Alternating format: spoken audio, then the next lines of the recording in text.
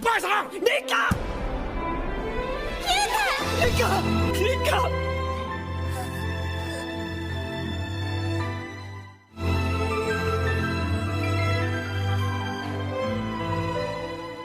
Hai halo, para penonton setia FJ Kun. Selamat datang lagi di channel ini.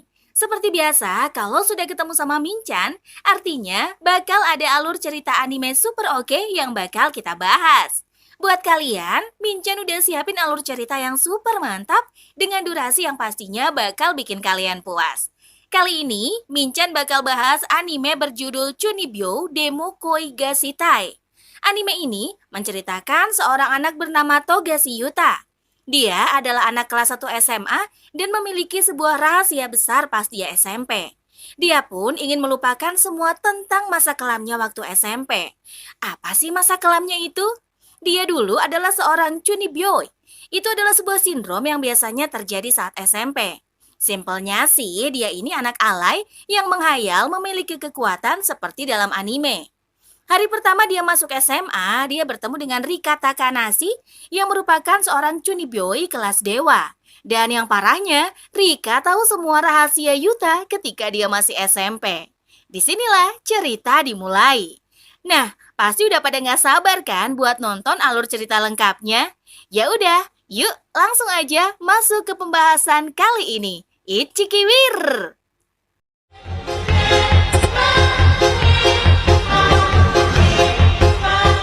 ようこそ身の程知らずのバカ野郎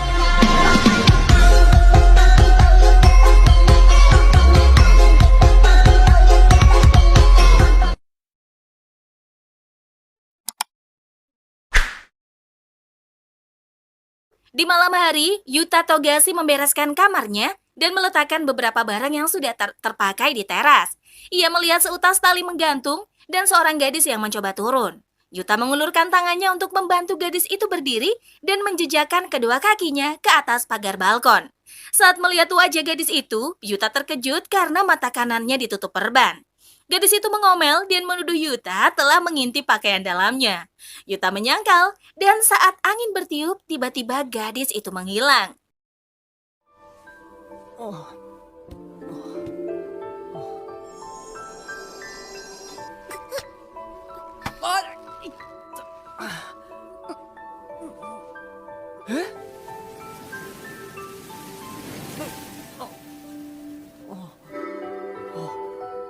見たい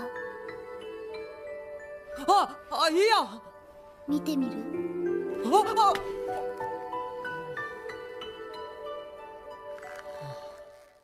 Keesokan paginya, Yuta menanyakan pendapat Kuzuha tentang penampilannya. Kuzuha menyatakan penampilan kakaknya biasa saja. Yuta berseru senang, sementara Kuzuha pergi ke depan dan melihat tumpukan sampah dari barang tak terpakai milik kakaknya. Yuta mengatakan ia akan membuangnya nanti dan saat Kuzuha melihat sebuah pedang, ia mengolok-olok kakaknya yang menggunakan semua uang tahun barunya untuk membeli mainan tersebut. Kuzuha kemudian mengingatkan kepada ibunya bahwa hari itu Yuta akan mengikuti upacara penerimaan siswa baru di SMA-nya. Dalam perjalanan menuju sekolah, Yuta bertabrakan dengan Shinka Nibutani dan memperhatikan gadis itu juga mengenakan seragam SMA yang sama dengannya. Yuta duduk di bangku untuk menunggu kereta datang dan melihat seorang gadis yang dilihatnya semalam. Ketika kereta tiba, ia nyaris ketinggalan karena sibuk memikirkan gadis tersebut. Sesampainya di kelas, Yuta memperhatikan ia tidak mengenali satupun murid di sana. Ia kemudian pergi ke ruang olahraga untuk menenangkan perasaan gugupnya dan mengingat masa SMP-nya di mana dirinya diejek oleh teman-temannya karena imajinasi fantasinya. Yuta meyakinkan dirinya bahwa di SMA tersebut tidak ada satupun yang mengetahui masa lalunya. Ia meneriakkan sekali lagi bahwa dirinya adalah Dark Flame Master sebelum masuk ke kelas. Setelah duduk di meja yang bertuliskan namanya, Yuta berkenalan dengan Makoto Isiki yang menanyakan komentarnya tentang murid perempuan di kelas mereka. Yuta memperhatikan beberapa murid perempuan dan melihat Shinka Nibutani. Ia merasa pertemuannya dengan gadis itu sebagai teman sekelas adalah sebuah takdir. Ia melihat gadis dengan penutup mata yang ternyata juga berada di kelas yang sama dengan dirinya. Gadis itu menyapa Yuta dan menyatakan bahwa ia sudah lama mencarinya. Tiba-tiba, gadis itu memegangi matanya yang ditutup dan terlihat kesakitan. Yuta membawa gadis itu ke UKS dan mencarikan obat tetes mata untuk gadis itu. Dia kemudian menanyakan alasan gadis itu muncul di beranda rumahnya semalam. Gadis tersebut memberitahu, ia dan Yuta pernah bertemu ribuan tahun lalu dan saat ia melihatnya, mata iblisnya bereaksi mengungkapkan takdir mereka. Ia juga menjelaskan, mata iblisnya diwujudkan dengan mengendalikan kekuatan kegelapan dengan hati yang murni. Sementara itu, sambil terus mendengar ceritanya, Yuta meyakini gadis tersebut terkena sindrom kelas 8. Ia terkejut saat mendengar gadis itu memanggilnya Dark Flame Master dan menanyakan bagaimana dia mengetahuinya. Gadis tersebut menjelaskan, mata iblisnya memberitahu semua hal tentang Yuta yang merupakan penyihir level 7. Setelah dipaksa memberitahu, akhirnya gadis itu mengatakan bahwa ia mendengar Yuta berteriak saat di gedung olahraga. Yuta panik mengira pagi tadi di gedung tersebut tidak ada siapapun. Ia meminta gadis itu tidak memberitahu tentang masa lalunya yang berhubungan dengan Dark Flame Master. Ia juga menegaskan bahwa murid hanya murid SMA, begitu juga dengan gadis tersebut. Namun gadis itu menyangkalnya karena dia memiliki mata iblis. Saat gadis tersebut berniat menunjukkan matanya yang tertutup, Yuta mendadak ketakutan dan berjalan mundur.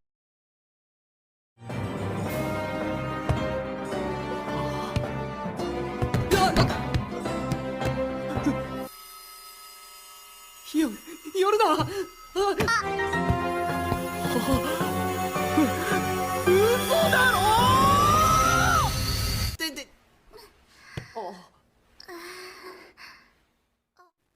Namun ternyata, gadis itu hanya memakai lensa kontak. Yuta menyuruh gadis itu menjauhinya, tetapi dia menolak karena setelah melihat matanya, kontrak telah dibuat di mana dirinya dan Yuta adalah satu jiwa dalam kegelapan. Saat sekolah selesai, Yuta dipanggil oleh bu guru untuk membantu Rika mencari dompetnya karena dia tinggal di lingkungan yang sama dengannya. Di stasiun, Yuta mengetahui nama gadis itu adalah Rika dan dia tinggal di lantai atas rumahnya bersama kakaknya yang bernama Tuka Takanashi. Sesampainya di rumah, Yuta membantu Rika memasukkan barang-barang dan karena Toka belum pulang kerja, ibunya mengundang gadis itu makan malam di rumah mereka. Ibu Yuta menceritakan masa lalu Yuta yang sering mengucapkan mantra aneh sebelum makan. Setelahnya, Yuta mengeluarkan pedang Dark Flame Master yang berniat dibuangnya untuk melupakan masa lalu konyolnya. Namun Rika melarang karena semua hal tentang Dark Flame Master sangat keren. Melihat gadis itu percaya dengan imajinasinya yang terlihat sedih, Yuta mengentapkan mantra, lenyaplah ditelan api kegelapan dan menyimpan kembali barang-barangnya yang berhubungan dengan Dark Flame Master. Yuta memimpikan Shinka dan dibangunkan oleh Rika yang menyirami wajahnya dengan air. Ia lagi-lagi mendengar ocehan gadis itu tentang pertarungan aneh yang membuat dahinya terluka. Yuta menyadari sangat sulit untuk berurusan dengan orang yang terkena sindrom kelas 8. Seekor kucing yang disebut Rika sebagai Chimera melompat ke pangkuan Yuta dan diberitahu bahwa ia menemukan makhluk itu saat bertarung semalam. Karena Toka yang disebut Rika sebagai pendeta alergi dengan kucing, ia meminta Dark Flame Master menjaganya. Seminggu kemudian, Yuta mulai terbiasa mendengar cerita sindrom kelas 8 Rika. Saat di sekolah, Shinka mendatangi Yuta dan memintanya pergi ke ruang sains. Ia mengingatkan bahwa bu guru menugasi mereka untuk memeriksa persediaan. Di sana, Shinka menanyakan apakah Yuta sudah terbiasa menjadi dengan posisinya sebagai wakil kelas. Yuta mengatakan ia masih membiasakan diri. Shinka menawarinya untuk menanyakan sesuatu kepadanya jika kesulitan. Yuta menceritakan saat SD dia pernah menjadi wakil kelas meski dirinya tidak terlalu menonjol. Shinka mengungkapkan ketika pertama kali mereka bertemu di stasiun, ia merasa dirinya dan Yuta memiliki kemiripan. Hal itu membuat Yuta terkejut menyadari Shinka ternyata masih ingat dengan pertemuan pertama mereka. Saat dia menutup pintu lemari untuk meletakkan kembali perlengkapan ruang sains, Yuta terkejut melihat patung tubuh manusia yang dibawa Rika. Ia mengomeli gadis itu ketika mulai bertingkah aneh dan bermain dengan bahan kimia. Rika menyebut sesuatu tentang Chimera yang membuat Shinka tertarik. Yuta menjelaskan Chimera adalah kucing abu-abu yang ditemukan Rika tempo hari. Shinka menduga kucing itu adalah Dodomen kepunyaan Kumin Suyuri yang hilang 1 minggu lalu. Yuta bersama Rika pergi menemui Kumin dan diperlihatkan gambar kucingnya yang hilang. Meski gambar tersebut tidak banyak membantu, ia membolehkan Kumin melihat Chimera untuk memastikannya. Sesampainya di apartemen, Kumin mengomentari kedekatan Yuta dan Rika. Yuta memberitahu, Rika adalah tetangga barunya yang tinggal di lantai atas dan belum lama pindah. Rika mulai bertingkah aneh dan menyambut keduanya di kamar yang disebutnya Dark Side. Kumin melihat boneka kura-kura dan diberitahu, makhluk itu adalah kura-kura hitam dari utara. Yuta pun memperhatikan barang-barang aneh yang ada di kamar Rika dan terkejut saat melihat Mauser militer. Rika memberitahu, itu adalah pistol suci yang dapat mengusir iblis. Ketika Yuta diperbolehkan untuk menyentuhnya, ia bertingkah dan seolah menggunakannya untuk menembak musuh. Yuta langsung berhenti begitu ingat keberadaan Kumin di sana. 魔を滅することができる聖なる銃。おお、そんな感じするな。見せてもらっていい？いい。あ、モーゼルミリタリーじゃん。お前意外といい趣味してんな。やっぱかっこいいな、モーゼル。ガガガガガガガガキューン。富樫くん、そういうの好きなんだね。この銃はですね、本物は100年以上前に作られたすごい銃で。Kumin menanyakan keberadaan Chimera dan Rika menganggap makhluk itu tidak dapat dilihat oleh manusia biasa. Namun, saat Chimera mengeong, Kumin menoleh dan menemukan kucing itu duduk di atas lemari. Setelah memperhatikannya, Kumin memberitahu Chimera bukan kucingnya yang hilang. Tuka yang mendengar suara kucing tersebut masuk dan menanyakan pemiliknya. Rika berusaha menyingkirkan Tuka dari kamarnya, namun usahanya gagal sehingga ia melompat keluar, menuruni balkon dengan tali dan melanjutkan pertarungannya di kamar Yuta. Rika mencoba melompat, namun dia malah terjatuh ke kasur dan pingsan. Tuka membiarkannya dan mengajak Yuta berbicara. Ia bercerita bahwa Rika selalu mengatakan mata iblis dan bertingkah aneh sejak SMP. Ia meminta Yuta menyingkirkan kucing tersebut dari rumahnya karena alergi dan menunjukkan rekaman yang terjadi di beranda apartemen 2 tahun lalu. Yuta panik begitu tahu itu adalah rekaman saat dirinya SMP, di mana dia masih tergila-gila dengan delusinya tentang Dark Flame Master. Akhirnya, setelah Rika terlibat pertarungan dengan Tuka, Yuta tidak punya pilihan selain memelihara Chimera untuk mengamankan masa lalunya. Sebulan kemudian, Yuta mulai akrab dengan teman-temannya di kelas, sementara Rika masih terjebak dengan sindrom kelas 8-nya. Saat jam istirahat, teman-temannya menanyakan alasan Rika membawa banyak makanan untuk bekal makan siangnya. Rika menjawab, dia harus makan banyak karena dirinya memerlukan banyak energi untuk pertempuran. Yuta yang mendengar hal tersebut mendadak ingat dengan betapa miripnya kelakuan Rika dengan dirinya semasa SMP. Ia mendatangi Rika dan diberitahu bahwa Tukalah yang membuatkan bekal itu untuknya. Rika menyingkirkan tomat dan menganggap buah merah itu dapat merusak kekuatannya. Ia juga mengklaim biji tomat dan menyebutnya sebagai telur iblis. Rika melihat sebagian nasinya sudah terkontaminasi buah tersebut sehingga menyingkirkannya. Yuta menyuruh Rika untuk memberikan bagian tersebut kepadanya dan saat dia menerima suapan dari gadis itu, semua teman-temannya termasuk Shinka menyorakinya. Yuta panik dan mencoba menjelaskan bahwa hubungannya dengan Rika tidak seperti yang mereka pikirkan. Setelahnya, semua murid kelas 1 dikumpulkan di aula untuk melihat pertunjukan dari klub yang ada di sekolah. Yuta bersama Makoto membahas tentang rencana klub yang akan mereka ikuti. Makoto memberitahu keinginannya masuk ke klub musik, sementara Yuta masih belum memutuskan. Saat itu, Rika mengiriminya pesan dan meminta Yuta menemuinya di bawah pohon. Rupanya, gadis itu ingin mengajaknya mendirikan klub yang diberi nama Lembaga Sihir Oriental. Namun, saat membuka pendaftaran untuk klubnya, tidak ada satupun murid yang tertarik. Mereka bertemu Kumin yang rupanya juga sedang membuka pendaftaran untuk klub tidur siangnya. Ia memberitahu dirinya sudah mendirikan klub itu sejak tahun lalu, tetapi tidak ada satupun murid yang ingin bergabung dengannya. Ketika itu, Yuta melihat Shinka dan beralasan ingin pergi ke toilet. Dia pergi ke ruang olahraga dan bergabung dengan Makoto untuk melihat Shinka latihan cheerleaders. Makoto memberitahu Shinka adalah gadis populer dan merupakan nomor 1. Tiba-tiba, Rika juga ada di sana dan tertarik bergabung dengan klub tersebut. Rika memberitahu bahwa ia adalah seorang ahli lompatan karena terlibat dalam pertempuran cakrawala tingkat tinggi. 本当に大丈夫？不可視境界線を巡る戦いで、あちらの世界の高度数千メートルを、あのバカ。なんかね、チアガールでポーンって飛ぶの。余裕。なさすぎだ。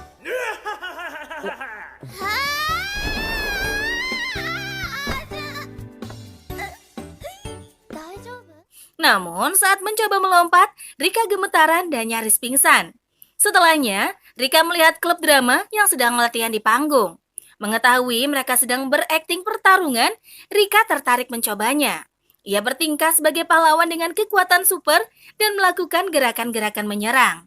Beberapa saat kemudian, Rika bersama Yuta kembali ke klub sihir oriental dan kecewa karena mereka belum berhasil merekrut satupun anggota.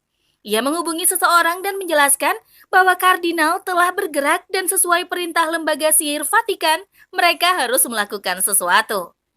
Keesokan harinya, Yuta memimpikan Shinka dan dibangunkan oleh seorang gadis bernama Sanae Dekomori yang memperkenalkan dirinya sebagai Mjolnir Hammer dan merupakan pelayan sang mata iblis. Rika kemudian datang melalui jendelanya dan menjelaskan tentang Sanae. Tiba-tiba, Sanae kembali berulah dan mengatakan ia akan membersihkan jiwa Yuta. Dia melakukan gerakan-gerakan memutar aneh yang mengakibatkannya jatuh terlilit rambutnya sendiri. Rika menanyakan kabar tentang dunia paralel dan Sanae memberitahu bahwa ia telah melewati banyak pertempuran di sana. Ia meminta maaf karena harus mengundang Sanae jauh-jauh ke tempatnya. Mendengar semua ocehan kedua gadis itu, Yuta merasa sangat bodoh. Rika memberitahu dirinya menemukan Sanae 2 tahun lalu ketika mata iblisnya bereaksi di Electrical Ocean. Saat itu, ia menyadari Sanae adalah pelayannya di kehidupan sebelumnya. Rika menjelaskan, mereka sudah memiliki 4 anggota dari klub lembaga sihir oriental dan memutuskan menjadikan Chimera sebagai anggota kelima. Bersama yang lain, ia mendatangi kantor dan mendaftarkan klubnya, namun Bu Guru mengatakan karena Chimera seekor kucing, ia tidak bisa dihitung sebagai anggota. Rika berhasil meyakinkan Bu Nana dengan menunjukkan kepribadian lain di dalam dirinya yang bernama Catherine. Mereka diberikan ruangan tak terpakai untuk klub dan membersihkannya. Keesokan harinya, Shinka mendatangi Yuta dan memberitahu keinginannya bergabung ke klubnya. Rika kemudian membawa spanduk dan mengumumkan nama resmi klubnya sebagai Lembaga Sihir Oriental dan tidur siang di musim panas. Keesokan harinya di kelas, Yuta memikirkan alasan Shinka bergabung ke klub. Saat ia mencoba bertanya pada gadis itu sepulang sekolah, Shinka hanya memberitahu ia bergabung karena seseorang. Yuta kemudian pergi ke ruang klub dengan perasaan ragu Shinka akan benar-benar datang. Di sana, ia disambut oleh tingkah aneh Sanae bersama Rika dan melihat Kumin tidur siang di atas lingkaran sihir bersama Chimera. Rika memberitahu bahwa mereka sedang melakukan ritual sabat dan tujuan dari perkumpulan tersebut adalah untuk menemukan cakrawala. Sanae menyarankan untuk memanggil sesuatu yang lain dengan ritual tersebut dan Rika langsung merapalkan mantra. Yuta terkejut saat lingkaran sihir mulai bercahaya namun menyadari bahwa itu hanya lampu yang disusun sedemikian rupa. Sanae ikut bergabung ke dalam lingkaran sihir dan merapalkan mantra. Ledakan asap kemudian terjadi yang diciptakan Rika dengan menggunakan tepung. Sanae mengakui kekuatan Rika dan memuji kehebatannya. Yuta yang hanya diam menyaksikan tingkah konyol kedua gadis itu langsung menyuruh mereka membersihkan semua kekacauan tersebut.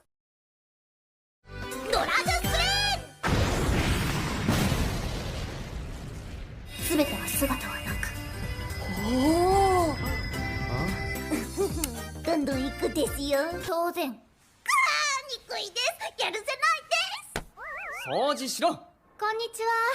二谷。ごめんね、入部したのにずっと来られなくて。 Saat itu, Shinka muncul dan menyapa semuanya. Ia meminta maaf karena baru sempat datang ke klub. Ia melihat lingkaran sihir dan menanyakan apakah mereka sedang melakukan penelitian sihir. Yuta beralasan bahwa pola tersebut hanya hiasan.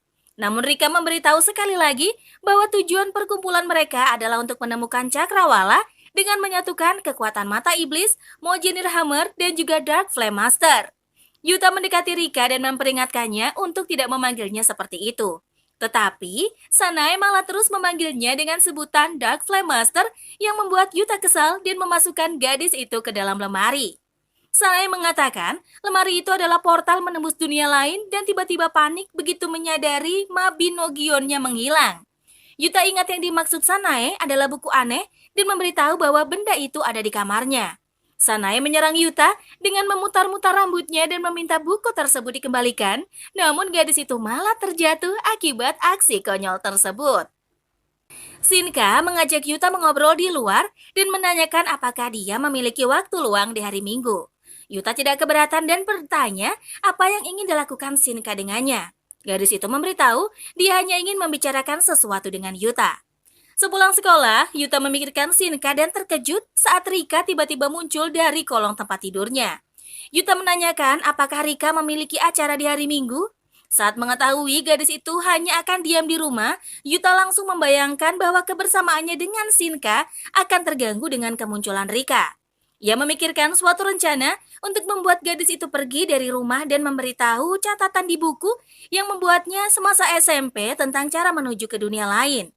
Yuta menjelaskan, jika Rita mengikuti petunjuk yang ada di bukunya, ia akan menemukan penghubung menuju dunia tersebut. Pada hari Minggu, Shinka membawa Chimera dan Sanae untuk menuju dunia lain dengan petunjuk yang diberikan Yuta. Sementara itu, Yuta menjemput Shinka di stasiun dan membawa gadis itu ke rumahnya. Shinka menanyakan tentang keluarga Yuta dan diberitahu dia memiliki 2 adik perempuan, namun saat ini sedang pergi bersama ibunya. Yuta panik, memikirkan dia hanya berdua dengan Shinka di kamarnya dan beralasan membuatkan minum untuk menenangkan dirinya. Namun saat Yuta kembali, ia melihat kamarnya berantakan dan ketika mengintip dari jendela, ia menemukan Shinka mencari-cari sesuatu dan nyaris membuka kardus berisi masa lalunya tentang Dark Flame Master. Yuta langsung melompat melindungi kardus tersebut dan mengetahui Shinka rupanya sedang mencari Mabinogion. 一体どこに？これはひょっとしてこの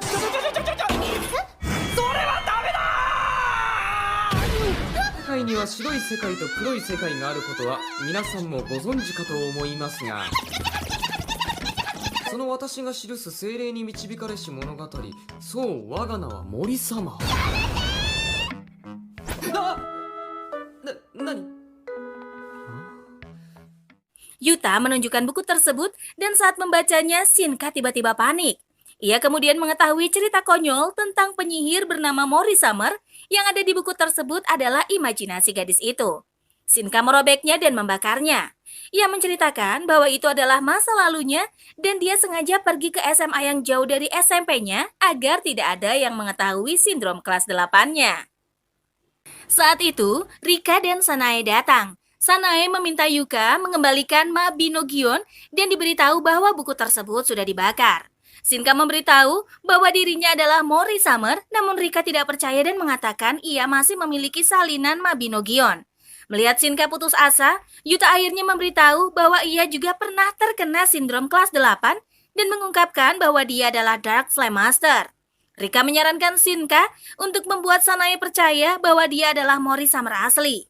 Malam harinya, ia menemui Sanae dan mengajaknya berduel sebagai Mori Summer. Akan tetapi, Sanae tetap tidak percaya Shinka adalah Mori Summer dan keduanya terus berdebat keesokan harinya di ruang klub. Di hari berikutnya, Rika dipanggil Bu Nana dan diberitahu tentang nilai matematikanya yang buruk. Ia meminta Rika meningkatkan nilainya jika tak ingin klub dibubarkan. Rika kembali ke ruang klub dan mencoba mengerjakan tugas matematika dengan menggunakan kekuatan sihir. Sepulang sekolah, ia bersama yang lain pergi ke kuil untuk berdoa. Semua orang terkejut saat mengetahui Sanae yang masih SMP ternyata sudah diterima di SMA mereka dan menyadari kepintaran gadis itu. Rika menunjukkan salah satu soal di bukunya dan dipecahkan Sanae tanpa kesulitan. Kumin menenangkan Rika dan memperlihatkan pensil miliknya yang selalu membantunya saat ujian. Ia bersedia meminjamkan pensil tersebut agar nilai ujiannya membaik. Mereka mencoba mengerjakan salah satu soal matematika dan untuk menemukan jawabannya, Rika melempar pensil tersebut lalu melihat angka yang muncul di bagian atas pensil. Keesokan harinya, Rika menemui Bu Nana di ruang guru dan memberitahu bahwa perkumpulannya akan berusaha berguna untuk sekolah. Yuta tahu itu hanya akal-akalan Rika untuk menghindar dari belajar. Mereka kemudian pergi ke kolam renang, berniat membersihkannya untuk membuktikan bahwa klubnya memiliki manfaat bagi sekolah. Sambil membersihkan kolam renang, Sanae melakukan aksinya sebagai Muljirhammer. Sementara Shinka mengeluh karena dirinya harus ikut melakukan pekerjaan tersebut dan mengelak bahwa dirinya tidak pernah bergabung ke klub tersebut. Yuta mengingatkan tentang formulir pendaftaran yang telah diisi Shinka. Gadis itu tetap mengelak dan mengatakan ia hanya datang untuk menyelesaikan masalahnya dan memberitahu dirinya hanya anggota klub cheerleader. Kumin mengatakan, Shinka menceritakan kepadanya bahwa dia tidak begitu menyukai seniornya di klub cheerleaders yang membuatnya ingin keluar. Meski begitu, Shinka menjelaskan bergabung dengan cheerleader adalah cara terbaik untuk menyembuhkannya dari sindrom kelas 8. Kumin bertanya, mengapa Shinka ingin menyembuhkan sindrom tersebut karena ia menganggap hal itu menyenangkan. Shinka dan Yuta secara kompak menjawab bahwa hal tersebut tidak menyenangkan dan merupakan noda kotor dalam hidupnya yang harus dilupakan. Tiba-tiba, Sanae menyerang Shinka dengan menggunakan selang air dan karena keduanya malah saling adu serangan, mereka dipanggil oleh Bu Nana ke kantor dan menerima omelan. Bu Nana juga memberitahu guru matematika meminta Rika untuk menyamai nilai rata-rata kelas. でも全然綺麗になってないって体育の先生怒ってたよ。全く掃除もしないでプールで遊んでいたの？いや、そういうわけじゃ。せめて平均点は取ってくれないとって。平均点？残念だけど逆になっちゃった。え？数学の先生がその話聞いて赤点免れるくらいじゃダメだって。ゆうた。なんだ？ Sepulang sekolah, Yuta setuju untuk membantu Rika belajar. Ia membacakan sebuah soal matematika tentang mata dadu, namun Rika malah menggambar sosok bertopeng yang membawa dadu dan mencoba menebak apa yang dipikirkan sosok tersebut. Rika mencari alasan untuk mengelak dari belajar, namun Yuta berhasil membawanya kembali duduk di bangkunya untuk lanjut mengerjakan soal. Saat pagi hari, Yuta kembali ke kamarnya dan menemukan Toka sedang bermain bersama Yumeha. Toka mengatakan ketika pulang kerja semalam, ia melihat Yuta dan Rika belajar dengan serius sehingga dia tidak ingin mengganggu. Beberapa hari kemudian, setelah ujian berakhir dan nilai diumumkan, Yuta lega mengetahui Rika berhasil mendapat nilai di atas rata-rata. Di suatu malam saat Yuta sedang main game, Rika muncul dan memberitahu bahwa ia membuat seragam untuk klub. Ia menunjukkan kaos miliknya yang bertuliskan mata iblis, sementara kaos untuk Yuta bertuliskan Dark Flame. Rika mendengar suara dari rumahnya dan mengetahui kepulangan Toka. Sebelum pergi, ia memberitahu Yuta tentang pertemuan besok. Keesokan harinya di sekolah, Yuta menyarankan Rika untuk mencoba berteman dengan yang lain. Rika merasa ia tidak perlu melakukan hal tersebut karena di dunianya hanya Yuta, Sane, dan Shinka yang mengakui keberadaannya. Dua orang murid perempuan mendekati Yuta dan memuji lukisannya. Mereka kemudian melihat lukisan milik Rika dan mengenali sosok yang digambar adalah Yuta. Rika menyebut gambarnya adalah Dark Flame Master dan seketika itu langsung membuat Yuta panik. Melihat kedua temannya tidak tahu tentang Dark Flame Master, Rika berbisik dan memberitahu itu adalah sihir kuat yang dimiliki Yuta. Sementara itu, Makoto mendekati Yuta dan mengajaknya berbicara. Yuta terkejut saat mendengar Makoto mendapat surat cinta. Meski begitu, Makoto panik dan menduga ia mendapat surat itu karena gadis pengirimnya tertarik dengannya yang bergabung di klub musik. Makoto memberitahu bahwa ia masih belum bisa memainkan gitar dan tidak tahu apa yang harus dilakukannya. Yuta mencoba menenangkan Makoto dan menanyainya beberapa pertanyaan. Makoto yakin bahwa surat tersebut bukan lelucon meski tidak tahu siapa pengirimnya. Ia mencoba mengingat-ingat murid perempuan dan menduga pengirimnya adalah Shinka yang langsung disangkal Yuta. Makoto bertekad untuk mencari tahu siapa pengirimnya dan Yuta kemudian menyarankannya untuk langsung menemui gadis itu seperti ajakan di surat. Namun Makoto menolak karena ia tidak bisa tenang memikirkan dirinya yang mungkin akan mengacau jika tidak mengetahui lebih dulu siapa gadis pengirim surat tersebut. Sementara itu di klub, Rika membagikan seragam yang dibuatnya untuk Sanae dan Kumin. Ia menyuruh keduanya untuk memperkenalkan diri dengan benar dan mereka langsung beraksi. Rika menyatakan dirinya sebagai mata iblis dan anggota nomor 0. Sedangkan Sanae sebagai pelayan mata iblis Mall Jenner Hammer dan juga anggota nomor 0. Kumin juga ingin memperkenalkan dirinya sebagai Sista dari Melodi Malam dan anggota nomor 0. 月謝ナンバー0つゆにコミヨルニルハンマーの使い手月謝ナンバー0デコモリサナエチャオーシンガンの使い手月謝ナンバー0高梨リカ先輩まで乗らないでください。でも富樫くんだってほらそのシャツの下 Ketika mereka membahas siapa yang layak untuk menyandang nomor 0, ketiganya menoleh ke arah Yuta. Rika membuka pakaian Yuta dan melihat bahwa Yuta memakai kaos Dark Flame-nya. Yuta beralasan ia kehabisan pakaian sehingga terpaksa memakai kaos tersebut. Saat itu, Shinka datang dan melihat apa yang dilakukan mereka kepada Yuta. Shinka berniat menyerang dan Sanae langsung melindungi Rika. Keduanya kembali terlibat pertarungan dan ketika Makoto masuk ke sana untuk mencari Yuta, Shinka langsung menampilkan kepribadian anggunnya. Namun, Sanae tidak berniat melepaskan Shinka dan mulai merapalkan catatan Mabinogion tentang Mori-Summer. Shinka panik karena masa lalu memalukannya terancam terungkap dan ia langsung mengancam Makoto untuk tidak memberitahukan apa yang dilihatnya di tempat itu. Sepulang sekolah, Makoto menunjukkan surat cinta tersebut kepada Shinka untuk menanyakan pendapatnya. Shinka memberitahu surat tersebut ditulis oleh seorang perempuan. Setelah Shinka pergi, Makoto memberitahu bahwa ia akan menstimulasi bagaimana cara agar bisa pergi dengan semua gadis di kelas sebelum hari Sabtu. Ia memberitahu dirinya memiliki catatan berisi informasi tentang semua murid perempuan di kelasnya. Makoto kemudian pergi ke arah lain, sementara Yuta mengajak Rika pulang. Tiba-tiba, Rika meminta Yuta menggenggam tangannya saat mereka melintasi lintasan rel kereta api. Saat kereta melaju cepat, Rika memberitahu dia sedang membaca angin. Keduanya melanjutkan perjalanan tanpa menyadari buku catatan milik Makoto terjatuh di sana. Keesokan harinya, buku itu ditemukan oleh salah satu teman di kelas Yuta dan menimbulkan masalah. Shinka mengklaim seseorang yang membuat tulisan tersebut telah sewenang-wenang membuat peringkat kepada murid perempuan. Di bangkunya, Makoto panik memikirkan nasib percintaannya yang akan hancur sebelum dimulai. Setelah memikirkan beberapa hal, Makoto memutuskan mengakui dirinya lah yang membuat tulisan tersebut. Semua murid laki-laki di kelas memberi tepuk tangan kepada Makoto karena keberaniannya mengaku. Sebagai hukuman untuk dirinya sendiri, Makoto mengatakan dia akan mencukur habis rambutnya. Di hari Sabtunya, Makoto menunggu gadis pengirim surat cinta, namun orang tersebut tidak datang dan dirinya malah dihibur oleh seluruh murid laki-laki. Malam harinya, Yuta diberitahu ibunya bahwa ayahnya tidak bisa pulang ke Jepang tahun ini, sehingga merekalah yang akan pergi ke Jakarta saat liburan musim panas.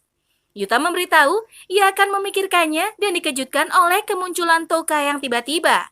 Toka mengatakan ia membutuhkan bantuan Yuta dan memintanya ikut bersama dirinya dan Rika saat liburan musim panas. Beberapa waktu kemudian ketika libur musim panas telah tiba, Yuta dan anggota klub yang lain memulai perjalanan ke kampung halaman Rika. Di dalam kereta, Sanae mabuk darat sehingga Shinka dan Makoto harus membantunya membawa ke toilet. Sementara Rika tampak pendiam dan berbeda dari biasanya. Setibanya di sana, mereka disambut oleh kakek dan nenek Rika. Nenek memperhatikan Rika yang masih memakai penutup mata dan menyebutnya sedang bermain bajak laut. Sedangkan kakek terlihat tidak menyukai hal tersebut dan mengeluhkan sikap Rika yang tak bertambah dewasa. Ketika Shinka memberikan oleh-oleh untuk orang tua Rika, Tuka memanggil Yuta dan memintanya menemui Rika di kamarnya. Ia mengomentari kamar Rika yang terlihat jauh lebih kosong dibandingkan kamar di apartemennya. Yuta melihat Rika memutar sebuah alat yang disebut gadis itu sebagai alat komunikasi untuk menghubungkannya dengan cakrawala. Melihat respon Rika yang tak bersemangat, Yuta memutuskan mengubah suaranya ke mode Dark Flame Master. Ia mengatakan bahwa dirinya merasakan aura tak biasa di sekitar tempat tersebut. Rika menceritakan, 2 tahun lalu dia dibawa ke rumah tersebut dan merasakan suatu penghalang di tempat itu yang meniadakan keberadaan cakrawala. Serangan mental dan tekanan yang terus meluaslah yang membuatnya kabur dari tempat tersebut. Rita mengatakan, untuk menghancurkan penghalang tersebut, ia membutuhkan kekuatan mata iblis. この地に気配を察知しているようだな。なんだ。私はここに連れてこられた。2年前一見何事もない屋敷。そもそもここは私の拠点ではない。むしろ管理局が本部を置く敵の拠点。よくわからないが、何かあったってことか。この結界を破るには必要だった。 Setelah mereka pergi ke pantai untuk bersenang-senang, Rika membawa Yuta, memisahkan diri dan pergi ke tempat lain.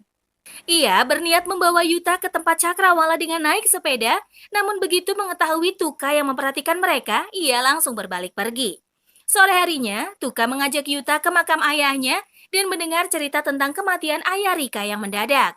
Sampai saat ini, Rika belum bisa merelakan kepergian ayahnya dan membuatnya tidak mau kembali ke tempat tersebut.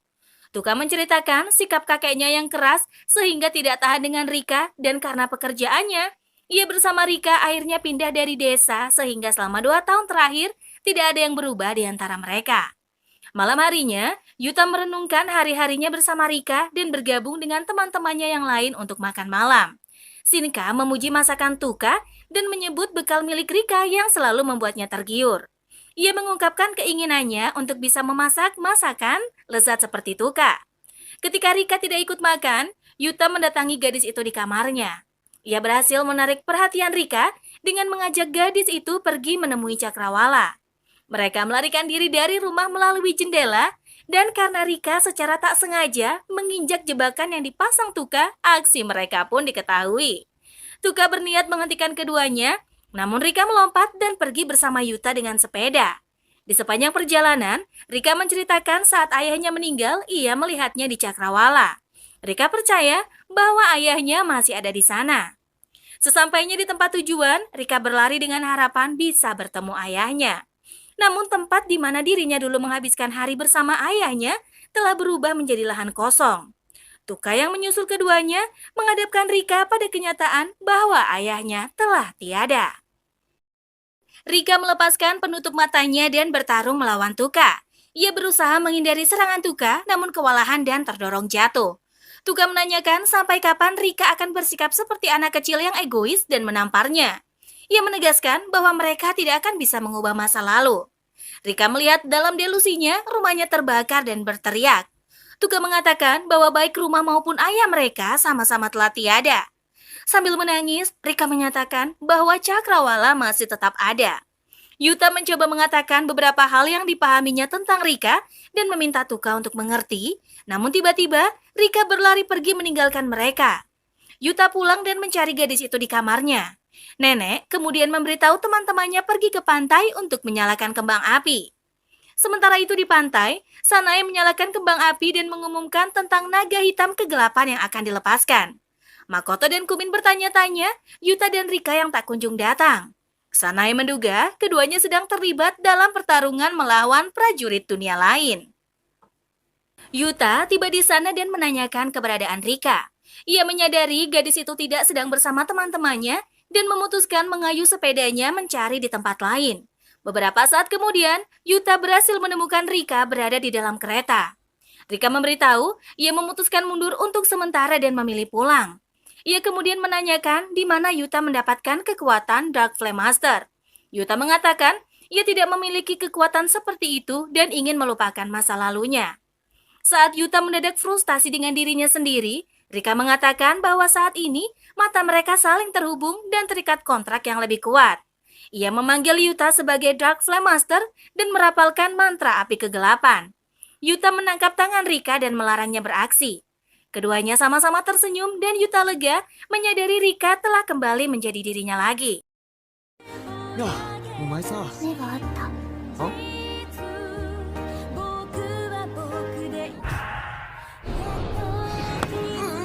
忘れたい。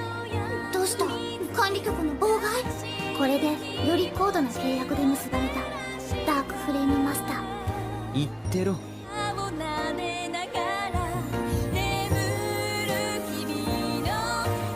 闇の炎に抱かれて。そんな。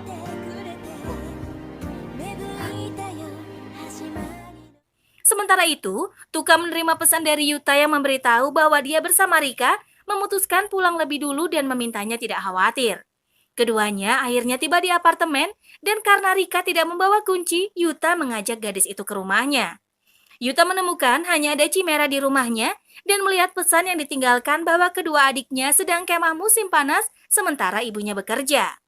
Di tempat berbeda, saat semua orang sudah tidur, Makoto terbangun dan menemukan Kumin yang berencana keluar untuk melihat bulan.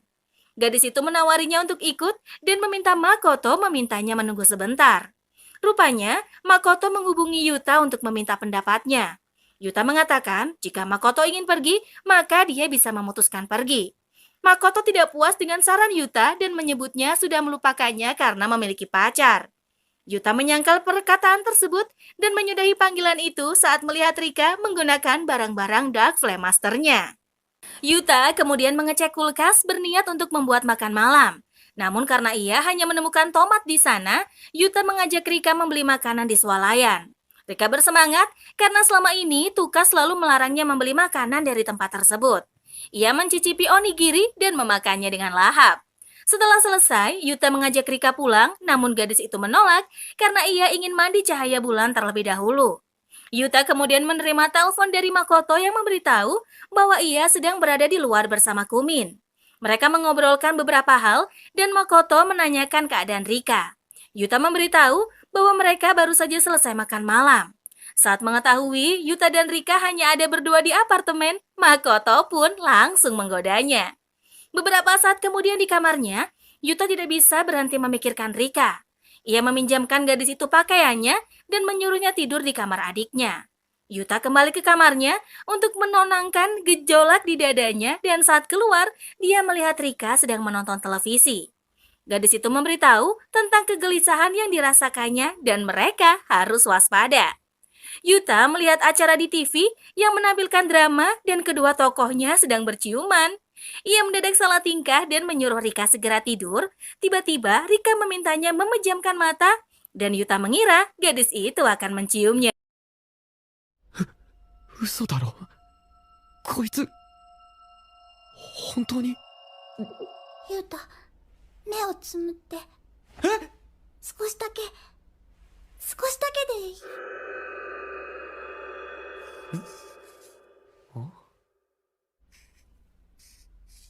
ダークフレームよりも強力なダークバスターを放てる。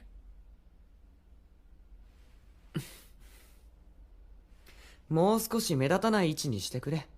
ここが最適。 Namun ternyata Rika hanya menggambari tangannya dengan simbol yang diklaimnya sebagai simbol kontrak baru mereka. Saat masing-masing berada di kamar, Rika tidak bisa mengenyahkan bayangan Yuta dari kepalanya yang membuat hatinya berdebar-debar. Pada hari festival diadakan, Sanae menemukan Rika duduk di dalam lingkaran sihir yang ada di ruang klub. Ia menduga Rika sedang memperdalam kekuatan sihirnya dan mencoba memanggilnya. Namun Rika tidak kunjung menjawab dan hanya dia mematung yang membuatnya curiga bahwa waktu telah berhenti. Tiba-tiba Rika memeluknya dan Sanae salah mengartikan pelukan tersebut. Rika kemudian memberitahu bahwa ia memeluk Yuta dan mencintainya. Sanae langsung waspada dan menduga Rika yang ada di hadapannya adalah palsu. Rika kemudian menunjukkan matanya yang tertutup sebagai bukti bahwa dirinya adalah asli. Sementara di ruang kelas lain, Yuta mengakui kepada Makoto bahwa ia menyukai Rika. Yuta mencoba menjelaskan alasannya menyukai gadis itu, namun dia kesulitan menggambarkan perasaannya. Makoto menyuruhnya berhenti mengoceh dan mengatakan Yuta tidak butuh alasan untuk jatuh cinta. Ia juga menyebut Yuta beruntung karena Rika adalah urutan keempat dalam pemilihan gadis termanis di kelas. Makoto meninggalkan Yuta dan memberitahu ia juga harus melakukan sesuatu. Ia menemui Kumin yang berada di ruang klub dan mengajaknya pergi ke api unggun bersamanya. Kumin setuju dan tiba-tiba Shinka yang ada di sana mengejek akting Makoto yang super payah. Makoto kesal dan memberitahu dirinya sedang tidak berakting.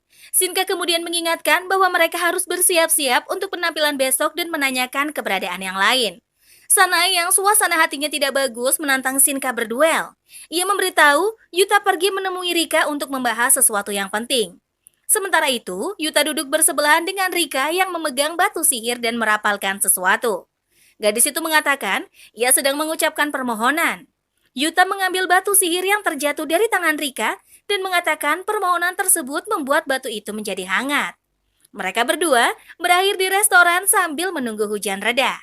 Dengan canggung, Rika memberitahu ia memiliki suatu rahasia yang ingin diungkapkannya.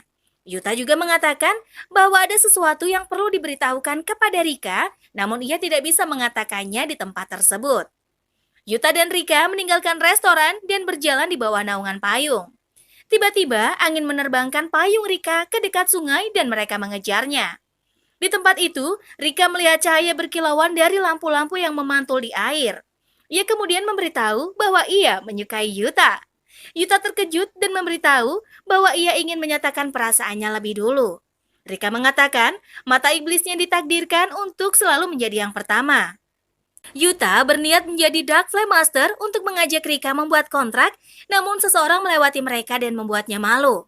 Rika meminta Yuta melanjutkannya sehingga ia mengulangi sekali lagi menjadi Dark Flame Master dan secara resmi membuat kontrak cinta dengan gadis itu. Di apartemen, Yuta menemukan Tuka sedang mengobrol dengan adiknya dan ternyata menunggunya pulang untuk membicarakan sesuatu. Mereka pergi ke kafe dan di sana Tuka mengungkapkan ia harus pergi ke Italia untuk mengikuti pelatihan. Karena tidak bisa meninggalkan Rika sendirian, ia meminta ibunya tinggal bersama dengan Rika. Meski mengetahui Tuka tidak membenci ibunya, namun hubungan keduanya tidak terlalu dekat karena di masa lalunya ibunya sempat menyembunyikan kondisi ayahnya. Tuka meminta bantuan Yuta untuk membicarakan hal tersebut kepada Rika dan meminta adiknya untuk menghadapi kenyataan. Keesokan harinya di festival, Yuta dan yang lain bersiap untuk pertunjukan. Saat dia keluar dari ruangan klub, Yuta bertemu dengan seorang wanita yang dikenalinya sebagai ibu Rika. Yuta berbohong ketika wanita di sana dia menanyakan keberadaan Rika. Wanita itu kemudian menitipkan kotak bekal dan meminta Yuta memberikannya kepada Rika. Yuta merenungi kata-kata Tuka dan memutuskan meminta Rika melepaskan penutup matanya. Namun permintaan itu membuat Rika marah besar. 無責任なのかなやっぱりユータ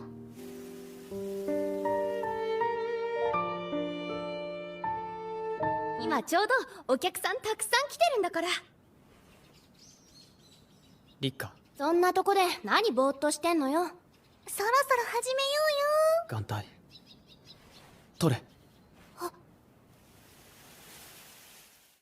Yuta terduduk sambil memegang kotak bekal ibu Rika yang terasa hangat. Ia kemudian bangun dan berniat mencari Rika. Yuta berlari saat mendengar suara Rika bernyanyi di atas panggung. Ia berpapasan dengan Tuka dan diberitahu bahwa lagu yang dinyanyikan Rika adalah lagu kesukaan ayah mereka. 3 minggu telah berlalu sejak Rika melepaskan penutup matanya dan ia belajar menerima keadaan sekuat tenaga. Pada pagi itu, Tuka memeluk Yuta dan berterima kasih karena berkatnya ia bisa meninggalkan Rika dengan tenang.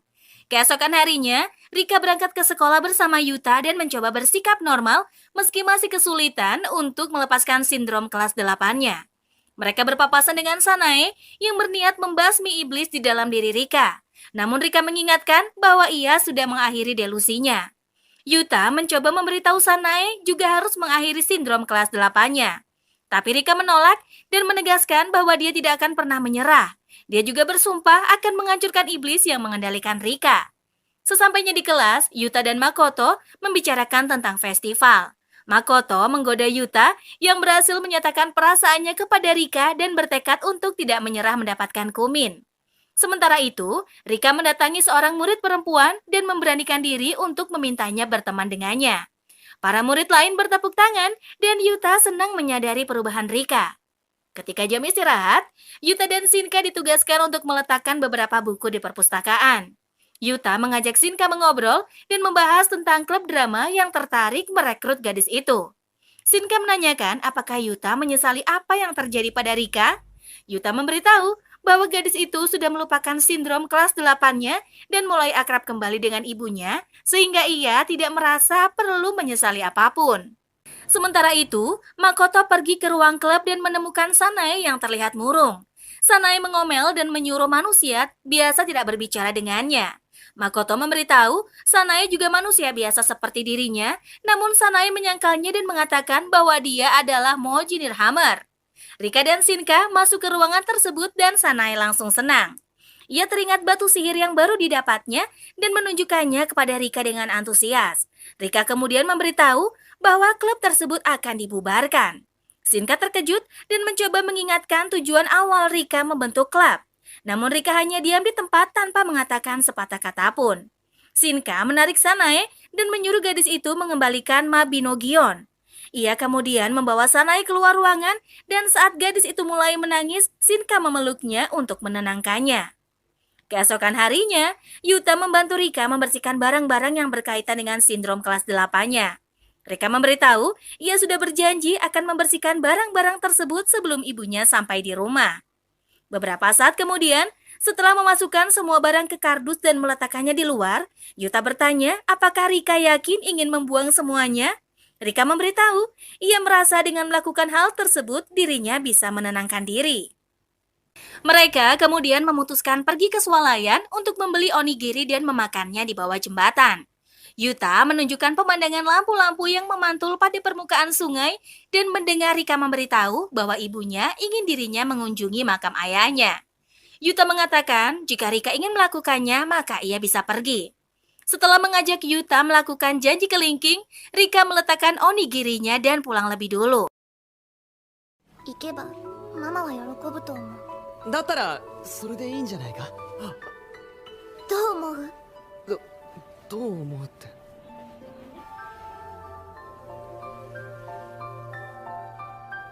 ありがとう。ママが一緒にお墓参りに行きたいって言ってる。先に帰る。おいリカ。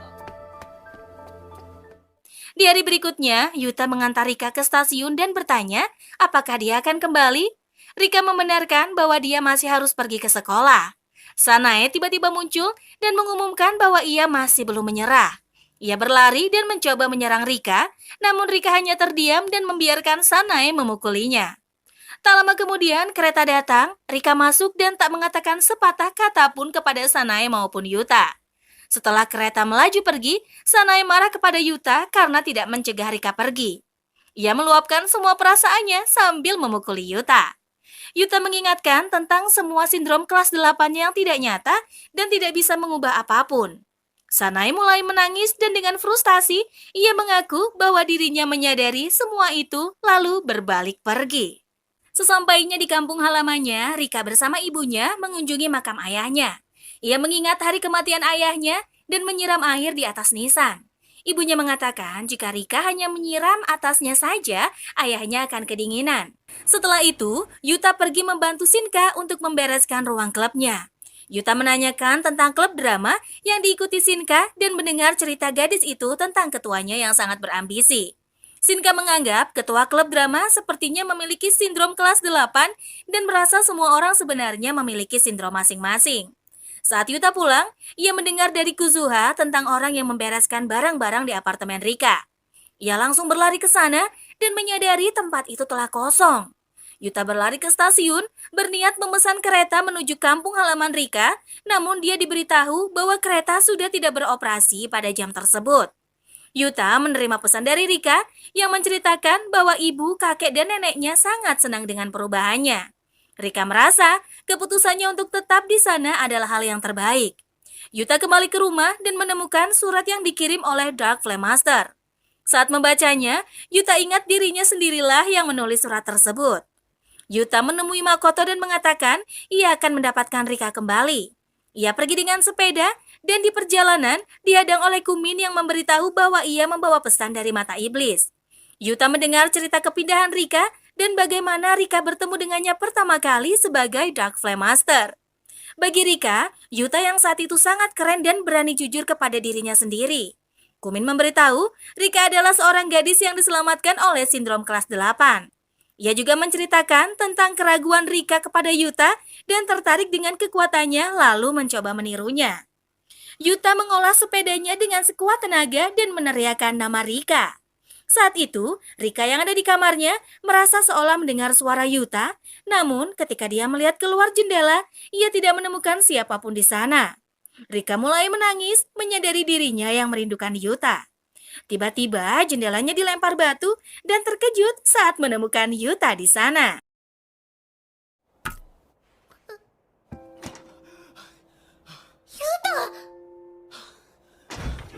Rika, 来い！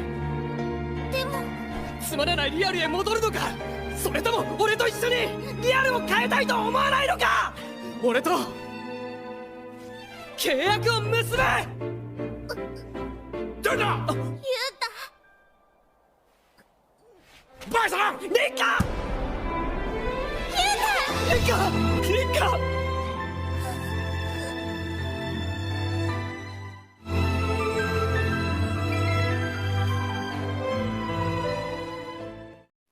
Rika melompat memeluk Yuta dan dibantu teman-temannya untuk melarikan diri dari rumah. Yuta membawa Rika ke pantai dan dengan kekuatan Dark Flame Master, ia menunjukkan cakrawala yang ingin dilihat Rika. Yuta meminta gadis itu meluapkan perasaan yang ditahannya dan Rika mulai menangis saat dia akhirnya mengucapkan selamat tinggal kepada ayahnya. Wah, Chunibyo Demo Koiga Shitai ini adalah serial menghibur dan Minchan bilang sih cukup menginspirasi ya buat bikin penontonnya menerima masa lalu diri sendiri yang terkadang konyol. Oke lah, itu aja pembahasannya.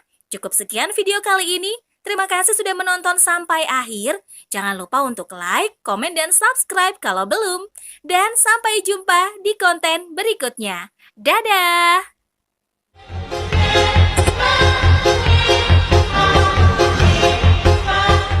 ようこそ身の程知らずのバカ野郎